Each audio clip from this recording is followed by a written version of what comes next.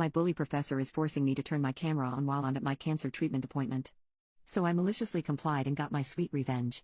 My supervisor for the ambassador program, Miss Mary, has spent the majority of our time together belittling me. She follows every rule to the letter and leaves no room for collaboration or discussion. As an example, we use Microsoft Teams for communication, and she has us clock in and out in a group of 20 people by saying I'm here and I'm leaving. So every day you have to scroll through dozens of messages to find anything of import and listen to notification sounds every time someone so much as takes a lunch break. I suggested using the time clock function on Teams and even offered to set it up for us, and was told that I was deliberately undermining her position. Another quick example is her vehemence when I told her I didn't have any social media to advertise the college. She was certain I was lying and went so far as to ask the other ambassadors to try and find me. They didn't because there's nothing to find. Crazy concept. I've challenged her at a couple of junctures, but ultimately realized I was fighting a losing battle and I'd be better off keeping my head down. Fast forward to 4 days ago, there's a mandatory virtual event in 3 days where the dean of the college would talk to the ambassadors like me, as well as live stream the event to the college's website and YouTube page. Miss Mary sent out a message that students must have their cameras on and phones off. Repeat. Phones off. Cameras on. I follow up the same day saying, Miss Mary, unfortunately I will be at a doctor's appointment at this time and will be unable to turn my camera on during the event. No response. I send another email to follow up and still no response. I was diagnosed with a rare ovarian cancer at the beginning of this year. I am a private person to the extent that I have dated people for years without telling my parents, so you best believe random coworkers and bosses are unaware of my medical history. The day of the event rolls around.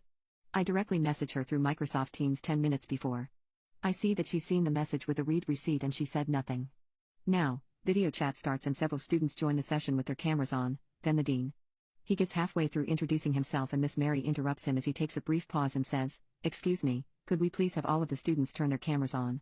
I say nothing but put a quick message I already had typed in anticipation in the group chat. Miss Mary, the first have a private situation that bars me from turning on my camera. I have contacted you individually.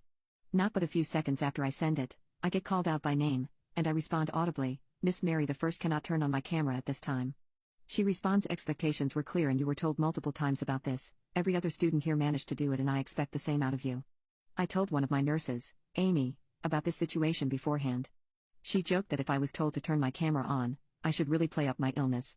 In any other situation, I would have been entirely opposed, but sweet revenge was in sight. I set my laptop back a bit further from myself on my legs so you could see the entirety of me in my hospital regalia. Teams will display the person currently talking as the largest image in chat. Everyone had their audio off except me, the dean, and Miss Mary, so when I turned my camera on I was displayed as the EKG loudly thrummed away. Silence. I said, I asked Miss Mary through email and Teams if I could opt out of having my camera on, but she insisted. I waited a beat to see if anyone would say anything and then continued with my special vocal blend of melodramatic gratitude and illness-laden shakiness. Virtual engagement is so important for this new era of learning. I can see why having the camera on is important, though I was hoping I might be granted an exception. The dean said, Miss Rachel, you are more than welcome to turn your camera off. I am so sorry for the misunderstanding. I responded with, thank you so much for making a special exception for me. It's been a difficult week but I feel grateful to be here. Then, 2 people leave the call. One was Miss Mary and the other was Anthony, who is Miss Mary's boss. I didn't know he'd be there. Haven't heard from either of them yet but I'm awaiting a follow-up with anticipation. I am here and alive. I hospital and above all, this stupid disease won't stop me from putting a bully in their godly place.